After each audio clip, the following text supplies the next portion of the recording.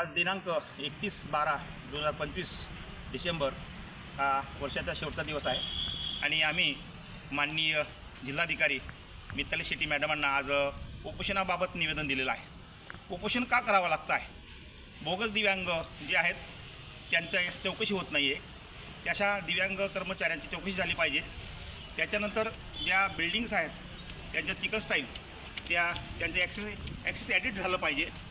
नंतर कलम 37, 38, 39, 40 नुसार स्थानिक स्वराज्य संस्थांकडून दिव्यांगांना 5% निधी वाटप करण्यात येत नाही, तो वाटप करणं बंधनकारक आहे। जे अधिकारी वाटप करत नाही अशांवर दंडात्मक कार्यवाही ही झाली पाहिजे, दप्तर दिनांकाची कार्यवाही झाली पाहिजे। त्याच्यानंतर केंद्रीय कायदा 19/2016 याची अंमलबजावणी दिसून येत नाही आहे। बहुतेक अधिकाऱ्यांना 2016चा दिव्यांग कायदा काय आहे तो माहीत नसल्यामुळे याच्यावर कार्यशाळा लावली गेली पाहिजे। त्याच्यानंतर तालुका स्तरावर नगरपालिका हद्दीत रात्रीचा निवारा दिव्यांगांसाठी उभारला गेला पाहिजे। त्याच्यानंतर महत्त्वाचा विषय, आमदारांना आमच्यासाठी निधी मिळतो।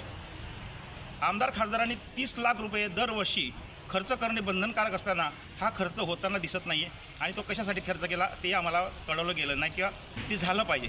हा 30 लाख खर्च करणं अत्यावश्यक आहे। त्याच्यानंतर शासकीय निमशासकीय इमारतींचे चढउतारची जी अडचणी आहे त्या या लक्षात घेतल्या गेल्या पाहिजेत।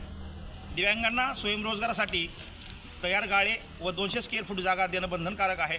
तरी या विविध मागण्यासाठी आज आम्ही माननीय जिल्हाधिकाऱ्यांना निवेदन दिलेलं आहे आणि येणाऱ्या 19 तारखेला 19/1/2026ला आमचं आंदोलन होणार आहे, उपोषण होणार आहे। तरी सर्व यांनी लक्षात घेऊन हे करावं। त्याच्यानंतर या आंदोलनासाठी जिल्ह्यातून दिव्यांग बांधवांनी मोठ्या संख्येने उपस्थित राहावं, कारण हे आमच्या अडचणी आमच्या मागण्यांवर आंदोलन आहे आणि म्हणून आपण जास्तीत जास्त मोठ्या संख्येने उपस्थित राहावं अशी विनंती सर्व दिव्यांग बांधव। नमस्कार।